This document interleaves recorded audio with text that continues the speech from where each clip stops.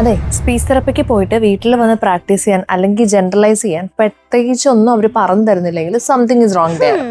ഈ speech therapy എന്ന് പറയുന്നത് കുഞ്ഞിനെ പിടിച്ചൊരു ചെയറിലിരുത്തിയിട്ട് പറ ഇത് പറ അത് പറ എന്ന് പറയുന്നതല്ല. ശരിക്കും ഒരു സെഷന്റെ അകത്ത് ഭയങ്കര ഒച്ചപ്പാടും ബഹളമായിരിക്കും. അതിൻ്റെ അകത്ത് പാട്ടുണ്ടാവും, സംസാരം ഉണ്ടാവും, ബുക്ക് വായിക്കുന്നുണ്ടാവും, ഫ്ലാഷ് കാർഡ്സ് കാണുന്നുണ്ടാവും, ഞങ്ങൾ കളർ ചെയ്യുന്നുണ്ടാവും, പേപ്പർ കീറുന്നുണ്ടാവും, ഓടിച്ചടി നടക്കുന്നുണ്ടാവും. ഇനി കുഞ്ഞിനെ കസേരയിലല്ല സ്വിങ്ങിൽ ഇരിക്കണം എന്ന് തോന്നിക്കഴിഞ്ഞാൽ ഞങ്ങൾ സ്വിങ്ങിലായിരിക്കും ഇരിക്കുക. ചിലപ്പം താഴെ ഇരിക്കണം എന്ന് തോന്നിക്കഴിഞ്ഞാൽ താഴെ ആയിരിക്കും ഇരിക്കുക. ഇനി എടുത്തോണ്ട് നിൽക്കണം എന്ന് ഞങ്ങൾക്ക് ഫീൽ ചെയ്ത് കഴിഞ്ഞാൽ അങ്ങനെ എടുത്തോണ്ട് നിന്നിട്ടായിരിക്കും ഞങ്ങൾ സെഷൻസും എടുക്കുക.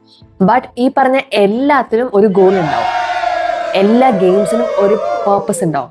സെഷൻ മോസ്റ്റ്ലി ഒരു കിഡാണ് ലീഡ് ചെയ്യുക, ഞങ്ങൾ അതിൻ്റെ പുറകെ പോകും എന്നുള്ളതേ ഉള്ളൂ. നിങ്ങളുടെ ഫസ്റ്റ് സ്പീച്ച് തെറപ്പി സെഷൻ എങ്ങനെയായിരിക്കും?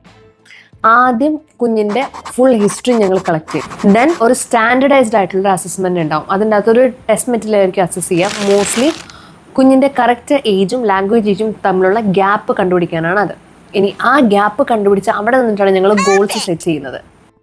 Then comes counselling.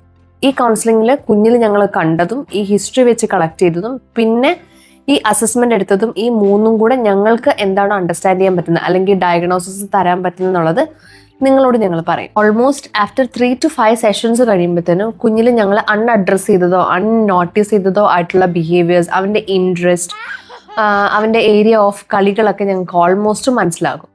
ഇത് കഴിഞ്ഞിട്ടാണ് ഒരു ഇമ്പോർട്ടൻറ്റ് പാർട്ട്. ഞങ്ങൾ നിങ്ങളുടെ കൂടെ ഇരുന്നിട്ട് ഗോൾസ് സെറ്റ് ചെയ്യും.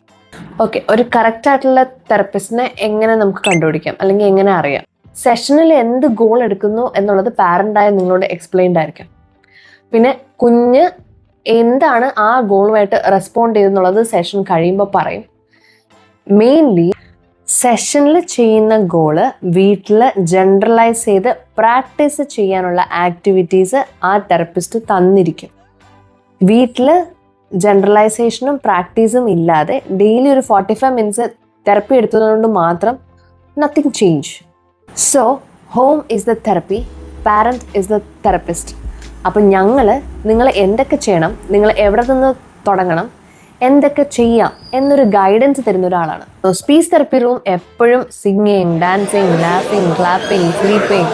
Other than that, it is full of life and energy where your child's life is going to change. Anyway, save this video, share this video some parent, it will be helpful for them. And comment the best therapist you ever see in your life. So see you, happy parenting.